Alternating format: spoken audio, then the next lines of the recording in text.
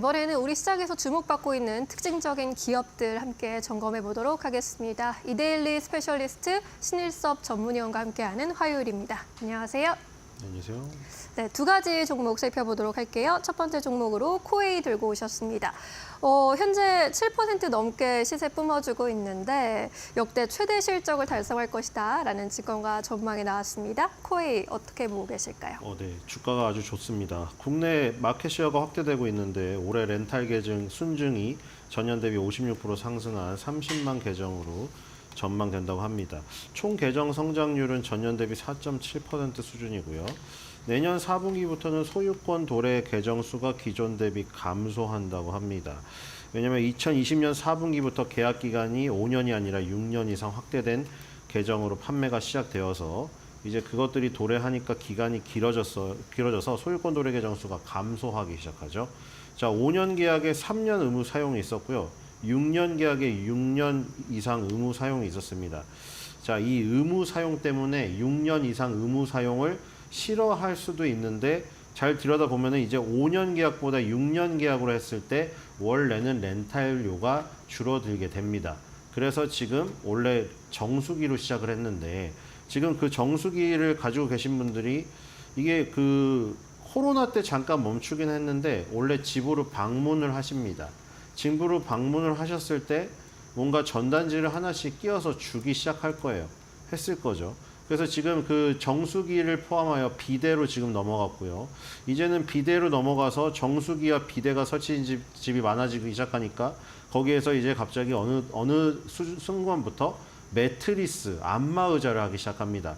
근데 지금 정수기나 비대 같은 경우 가격대보다 안마의자나 매트리스는 가격대가 훨씬 더 많아요. 비싸요. 그래서 코웨이 서비스가 마음에 들어서 하고 싶은데 이 기존의 5년 계약에 3년 이상 의무 사용을 하니까 정수기 비대도 있는데 또 추가로 하니까 부담스러운 것을 지금 6년 계약으로 하니까 조금 이제 당장 뭐 이게 조삼모사일 수도 있지만 당장 낼 돈이 줄어드는 것이죠. 그래서 렌탈 상품을 6년 계약에 6년 이상 의무 사용으로 늘린 것들이 2020년부터 4분기부터 했는데 이게 지금 성공적으로 안착이 되기 시작했어요. 그래서 코웨이의 매트리스와 안마의자를 한 뭐 분기별로 아니면은 뭐 몇 달에 한 번씩 가르면서 케어 서비스를 받으시는 분들이 꽤 많이 생기고 있습니다. 그래서 정수기, 공기청정기, 비대에서 이제는 안마의자, 매트리스까지 포트폴리오가 확대되기 시작했는데 이게 2020년 4분기부터니까 지금 이제 4년째 접어듭니다.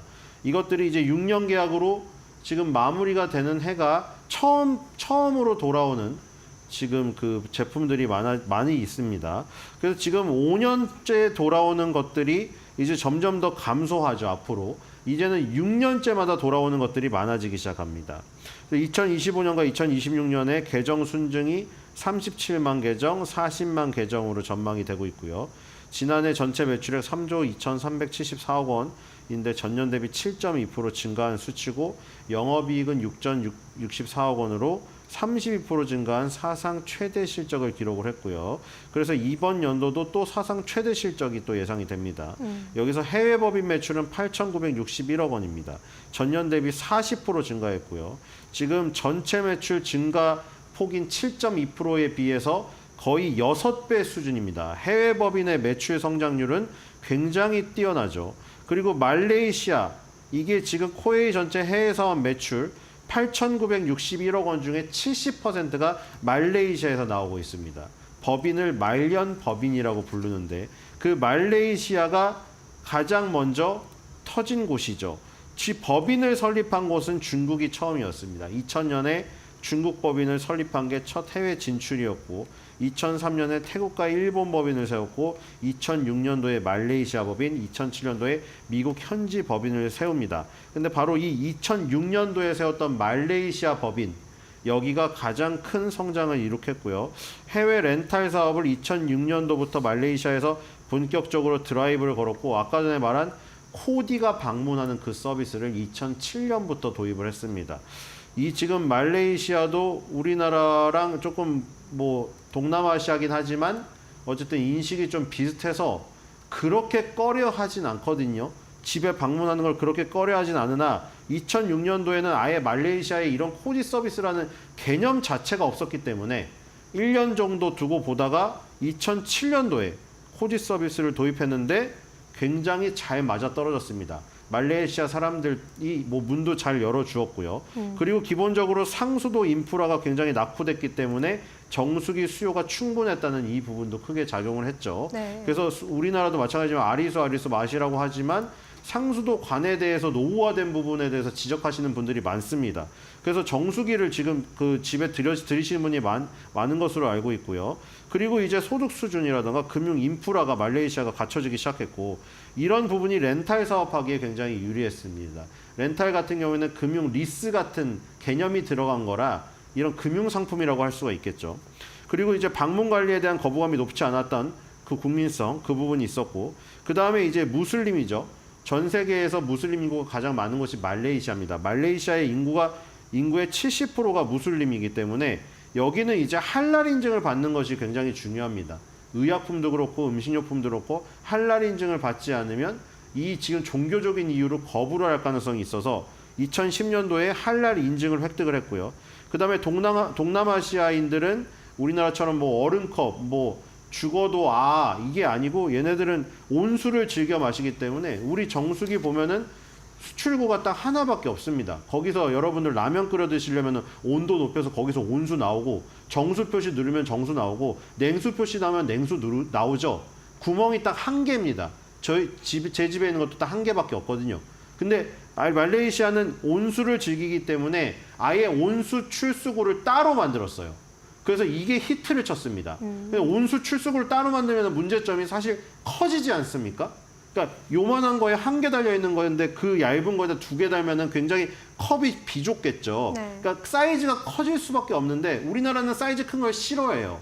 그래서 우리나라에서 히트 친 거는 아이콘 정수기라고 슬림형인데 얘네들은 과시를 하는 문화가 아직 있답니다. 그래서 정수기를요? 정수기를 포함해서 모든 가전제품이 과시욕이 있어서 무조건 큰 거를 한답니다. 네. 그래서 정수기도 큰 거를 좋아하기 때문에 그 두 개를 붙였을 때도 그런 문제점이 없었던 거죠. 그래서 온수를 즐겨하고 가전제품도 무조건 큰 거를 선호하는 이 심리를 잘 파악해서 수출구가 두 개 달려서 한쪽은 온수만 전용으로 나오도록 하게 만든 것이 히트를 쳤고요. 온수는 당연히 6단 맞춤 온수로 40도부터 90도씨까지.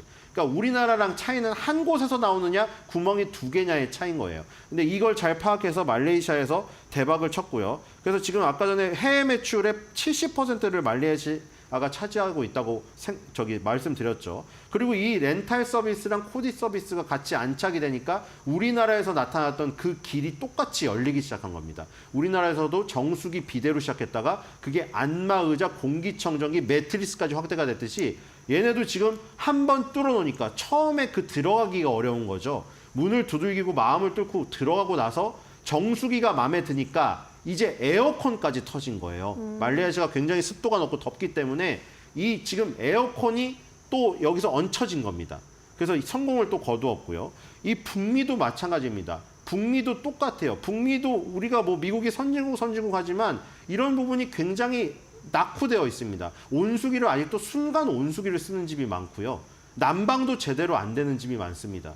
우리가 왜 저기 뭐 프렌즈 드라마 같은데 야 저렇게 더럽게 유리가 박힐 수도 있고 어떻게 저 미국은 선진국이라는 나라가 신발을 신고 침대에 올라가? 우리나라 사람으로서는 이해할 수 없는 것을 하잖아요. 그게 뭐 문화라고도 하지만 온돌 문화가 발달이 안 돼서 바닥이 굉장히 차갑기 때문에 신발을 신고 들어간다는 얘기도 있어요.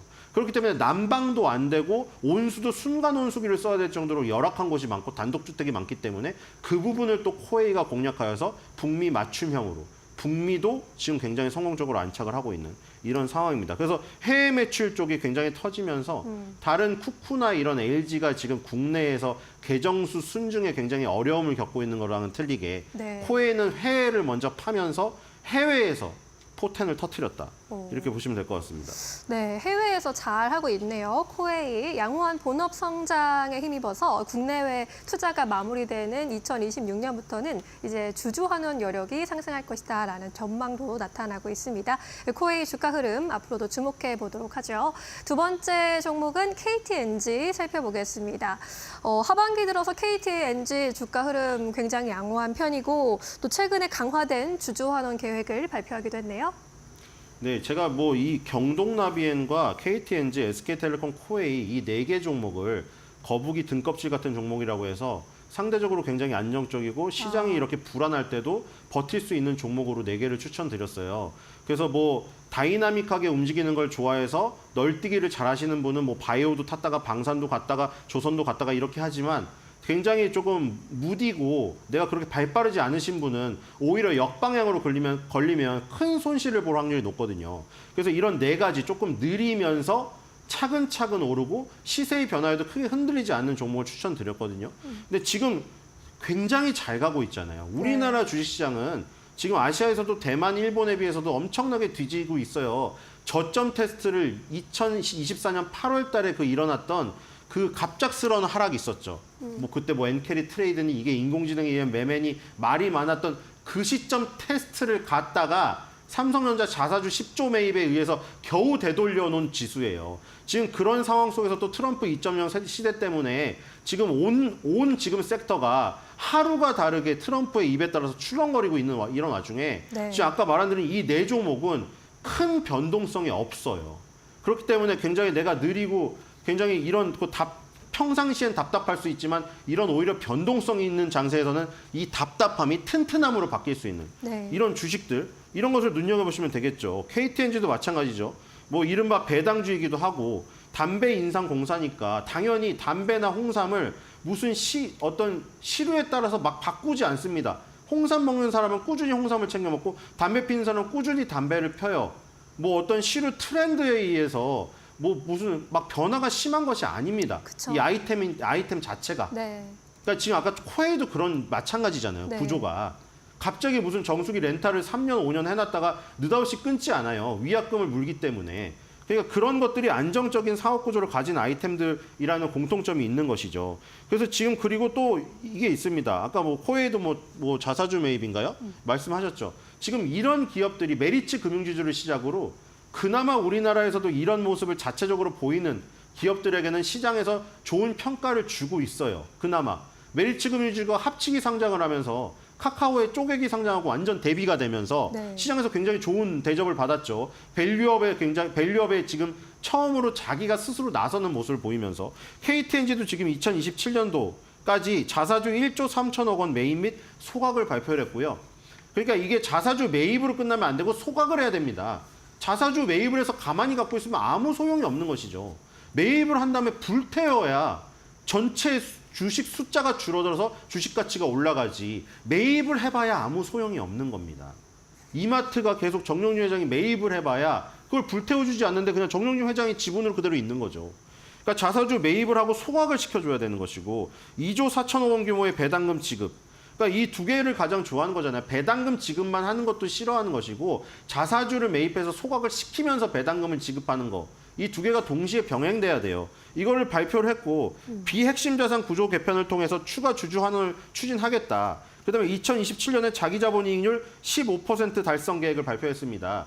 결국에 이 자기 자본 이익률이 얼마냐가 내 수익이 리턴이 얼마냐를 가리켜주는 가장 중요한 지표죠. 내 돈이 투자가 됐을 때 15%의 리턴이 있다는 얘기예요. 자기 자본 이익률이란 것은. 이게 중요한 지표고 그리고 지금 플래시 캐피탈 파트너스가 싱가포르계 사모펀드인데 계속 이 지분을 1% 정도 가지고 흔들고 있잖아요. 근데 뭐 일단 CR도 안 먹히고 있는데 뭐 이 내용을 보면 일단 재밌긴 합니다. KTNG가 보유한 인삼공사 지분 100%를 플래시 캐피탈 파트너스가 1조 9천억 원에 우리가 사겠다. 허락만 하면 우리는 일주일 안에 돈이 1조 9천억 원을 마련할 수 있으니 예스만 해달라고 했어요. 그리고 1조 9천억 원이라는 돈이 어떻게 나왔냐고 했더니 인삼공사의 가치가 보도자료를 통해서 1조 2천억 원에서 1조 3천억 원으로 보고 있다는 주장이 있는데 우리는 거기에 6천억 원 정도를 더 얹혀주니 우리가 프리미엄을 주는 거니까 좋은 거 아니냐 이렇게 얘기를 하고 있어요. 근데 인삼공사의 입장에서는 기분이 나쁜 거죠. 그냥 우리는 담배랑 홍삼을 같이 팔고 있고 포트폴리오로 팔고 있는데 왜 느닷없이 갑자기 사모펀드가 나와가지고 인삼공사를 사겠다고 하고 우리랑 협의도 안 했는데 1조 9천억이라는 몸값도 자기네가 맘대로 책정해놓고 이게 뭐 대접을 받는 거라고 하고 있으니 기분이 나쁘다는 것이죠. 근데 이게 하루 이틀이 아니거든요. 이 플래시 캐피탈 파트너스가 2022년도부터 계속 이런 요구를 해왔어요. 마치 온라인 자산운용이 SM에 계속 요구를 했던 것처럼 온라인 자산운용이 1%의 지분을 주고 SM에 계속 주주 한원님이 뭐 계속 요구했죠. 그 이수만 사장의 뭐 자회사 뭐 글로 빠져나가는 돈도 지금 그 없애라 이랬고 네. 어쨌든 일말의 성과는 거뒀어요. 온라인 자산운용이 거뒀는데 이 지금 KTNG는 이 캐파가 틀립니다. 공룡이거든요.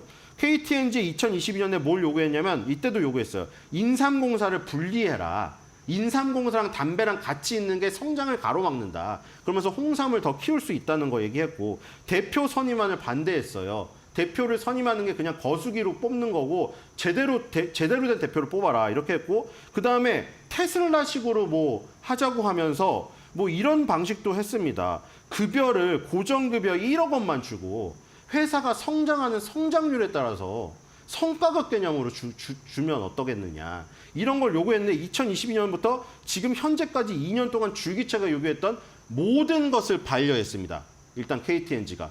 KTNG는 모든 것을 반려했고 우리는 그것을 뺄 수가 없고 담배랑 홍삼, 그다음에 건강기능식품까지 삼두마차로 우리는 비전을 계속 가져가면서 달려갈 거고 2027년에 아까 발표한 자체적인 이런 주주 환원 정책을 할 테니 너네는 자꾸 알랑거리지 말라 이러고 있어요.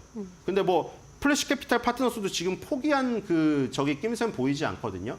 과연 이게 계속 두들겨가지고 KTNG가 스스로 이렇게 자생적으로 발표하는 어떤 동인이 된 건지 아니면은 얘네가 지금 그냥 떠드는데 한 귀로 듣고 한 귀로 막는 것인지 네. 그건 모르겠으나 어쨌든 온라인 자산운용이 SM에 그렇게 요구해서 이수만 사장의 그 자회사로 빠져나가는 돈을 막고 그리고 JB 금융지주의 상승을 했던 이런 방식의 어떤 시너지가 가능할런지 아니면 지금처럼 계속 첨예한 대립으로 가서 그냥 뭐 이렇게 가십거리로 끝날 건지 요거는 지켜봐야 될 것 같은데 어쨌든 KTNG 주가는 이런 시끄러운 와중에도 신고가를 기록을 하고 잘 가고 있다. 네. 그래서 아까 전에 큰 흐름에서 이런 시장이 어려울 때 이런 스타일의 종목들 평상시엔 답답하지만 이 답답함이 지금은 튼튼함으로 작용할 수 있다. 이거를 명심하시고 경동나비엔, 코웨이, KTNG, SK텔레콤 이런 4가지 종목들 네. 배당을 꾸준히 주면서 사업 구조도 시류에 별로 트렌드에 휘둘리지 않는 아이템을 가진 이 기업들 이런 걸로 조금 피신해 있는 전략도 괜찮다. 네. 이렇게 생각이 됩니다. 네, 변동성도 워낙 심하고 어려운 장세 속에서도 굳건하게 흐름 지켜주고 있는 KTNG 만나봤고요. 기관의 순매수세도 오랜 기간 이어지고 있다는 점 참고해 보시죠. 오늘은 여기까지 듣도록 하겠습니다. 고맙습니다.